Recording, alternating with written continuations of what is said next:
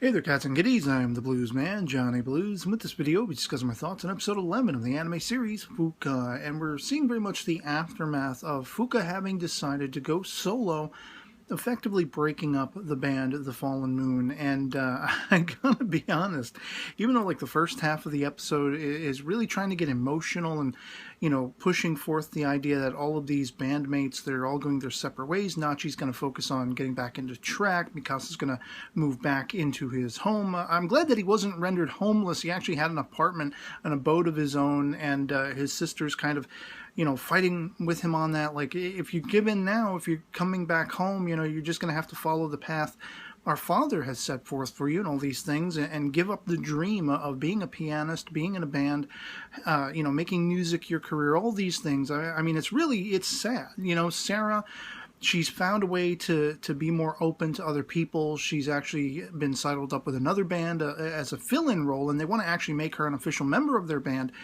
and everything like that. And of course, you know, Yu is very much mulling things over. He feels like almost responsible that he didn't call Fuuka on this choice. Nachi was getting all up in his face saying, you know, if you say something, she'll back down off this. You know, you're kind of the voice of reason. You're the one she'll listen to. And so he feels responsible. He feels very much like it's his fault. In spite of all of that, I was just relieved after having gone into the manga that this anime is based on. The anime is telling a wholly different story from what's in the manga. If you haven't read the manga, I'm not going to spoil it for you here. I discussed it at length in a video earlier this week that I uploaded because, you know, some of you guys who watch my anime coverage had suggested I check out the manga to see how far it would deviate, and it deviates far and wide, let me tell you. And just based on the direction the manga took, I was actually relieved to be back in with these characters, to see, you know, they were all still here and with us, and I'll just leave it there. I could not get over that aspect of relief, of like, it's like, okay, well, things that have kind of taken a bad turn for them all. I really feel for them all, I do. But I was just relieved that everyone was still living, breathing, having lives to pursue. And that was the overwhelming thing for me. What really pulled me into the episode, in fact, was the sort of turning point where, of course, you have Koyuki coming to you, surprising him, coming over to his house, and they're really having a heart-to-heart. The sisters are downstairs. The littlest sister's like, you know, should we bring snacks up there? Should we check on them? And the elder sisters are like, no, they're in their own world. They're friends. They're longtime friends, everything like that. Let's let them be. Let's not interrupt. And it's a damn good thing they didn't, because Koyuki full-on comes on to you. She's actually unbuttoning her shirt and exposing herself and making it known how much she feels for him, how much she loves him, and she's willing to give her all to him. And that kind of rendered me speechless. That drew me back in and pushed me beyond just the relief of, here are these characters still with us, still living, breathing, and still with us. And even though their lives have taken a direction they hadn't been, you know, expecting, and really none of them are happy about, you know, they're trying to make the best of their lives. And so I you know, I'm all for that. I'm feeling that as well. I'm sad for them. I want better for them. But at the same time, I'm just glad they're here with us. And it really just suddenly sucked me in. I was like, wow, I can't believe Koyuki is actually going to this degree. I mean, it's kind of like, you know, the situation with Makabe and Neko on in the anime Masamune-kun's Revenge. There was a similar scene where she pushes herself onto him, and I just had to kind of sit back and go, I don't know necessarily if I had the resolve to be like, no, I really can't do that, as Makabe did in that anime, as you did with Koyuki here. But their hearts lie elsewhere. Their focus and their love lies elsewhere. And for you, that is, you know, whether he can admit it to himself or not, that is Fuuka. And even Koyuki is 3 steps ahead of the game. She knows how he feels about Fuuka. She knows how Fuuka feels about him. And even in spite of this grand divide, even in spite of the fact that she leaves crying because you can never be that thing she wanted for herself, that she spent so many years of her life, I mean, all of those hit songs are about that unrequited love for you.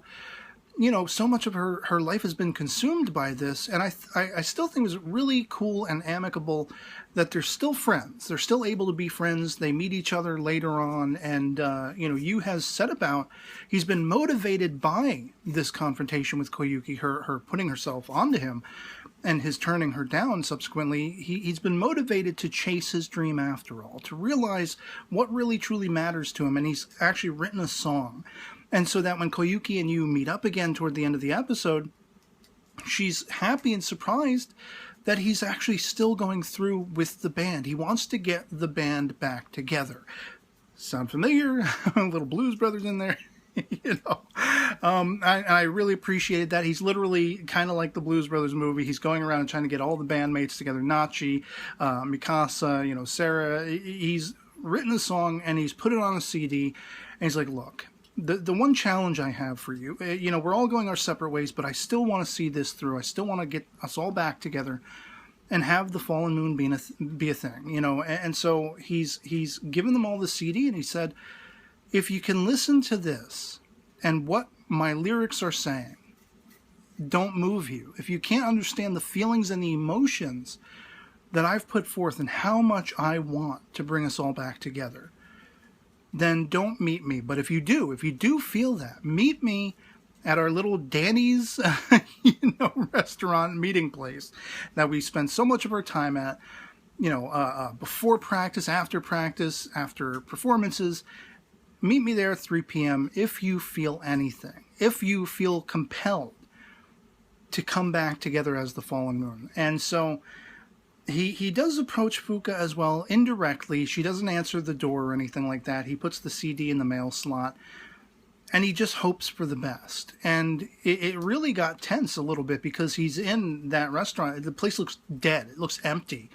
He's the only one sitting there. He's at a table. He's just gazing out the window. And I'm really starting to wonder, because they're going back to everybody, what they're doing.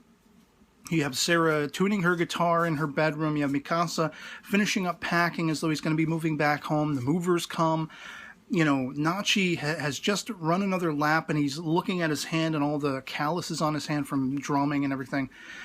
And it just, my breath caught a little bit. I was like, how is this going to play out? Are they actually going to be moved? It gave me the impression, it almost gives you the impression they didn't even listen to the CD. They show the CD unopened in the room nearby them, and you're like, did they not even listen to it?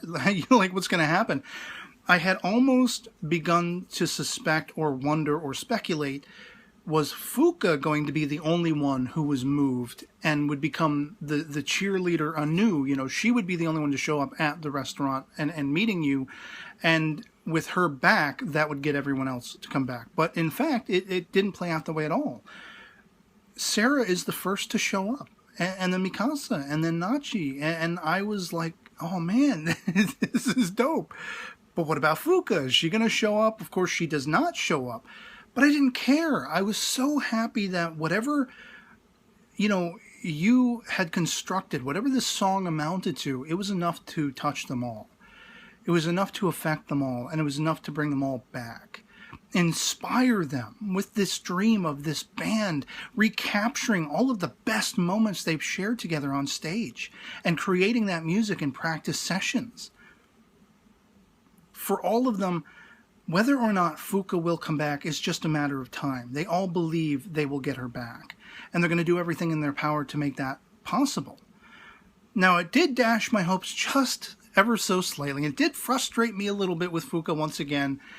When Yu goes back to the apartment post-credits and, Suzuka, her mother, opens the door and says, oh, she's not here, she can't come to the door, yada, yada, yada.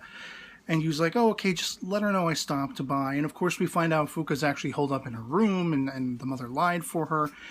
And she seems adamant about what she wants to do. We saw earlier in the episode she had gone back and potentially signed contracts to be a solo artist. She's already in the recording booth to those ends.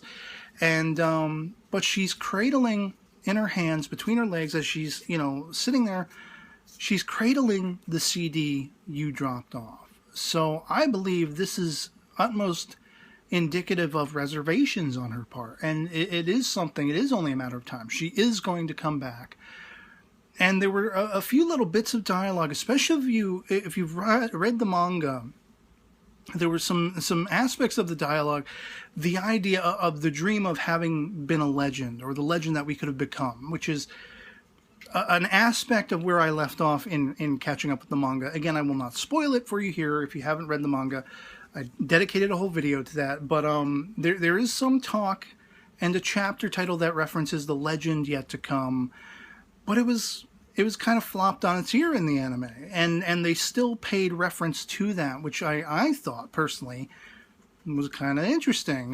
The idea of chasing this band, the idea of chasing one's dreams, and what are we going to do next? I mean, all of these things, there are little references here and there. If you're observing and the manga is fresh in your mind, it kind of flips it on its ear, and it kind of, again, pays reference to that, pays homage to that, while still being its own contained thing. I much prefer the anime to the manga. I think I made that case plain in my manga reaction video. And I'm really optimistic about how the series is going to culminate, how it's going to end. I'm really happy with it if it does play out with Fuuka coming back, and the fallen moon is reborn, and all these things. I really hope it goes that way. That's how I want it to go. I know it deviates from the manga. I know, according to one of you guys in the comments, the manga readers are really, some aggressively unhappy with, some just mildly unhappy with the adaptation of the anime. Some are more forgiving and like watching the anime for its being its own unique spin on the whole tale and everything.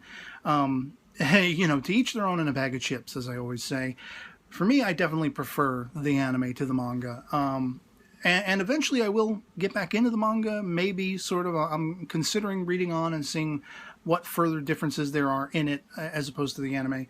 But anime only, speaking of the anime only, I'm really happy with the direction it's going. And this episode left off with such an inspiring feeling for me that I'm just bouncing off the walls with positivity. I'm just glad these characters are all still with us, and they are following their dreams, and it's only a matter of time for that other leg to drop and Fuuka to get back involved, And I hope that is how we round out the series. So I'd love to hear from you guys in the comments below if you've seen episode 11 of Fuuka as well, how you were feeling about it. Love or hate it, anything goes in the comments below. Just love having that conversation, but especially as far as Koyuki making her move on you as she did. Did it shock you as it did me? Did it take you aback at all? Were you in that position? Would you have been so easy to turn her away as you did, for having more interest in Fuuka and things of that sort? Do you think you might have caved and gotten with her and all these things? Anything that's conversational is welcome, as always.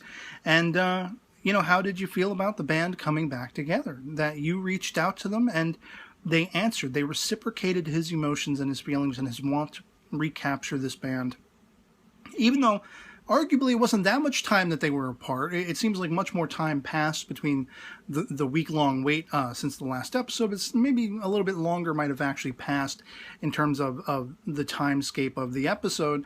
But, whatever your thoughts are, let me know in the comments below. Otherwise, that'll be pretty much it for me on this. Bring on the next one. I'll be waiting very excitedly to see how this all plays out. That'll be pretty much it for me on this. Hope this video finds you well, and I'll catch you all later. Peace.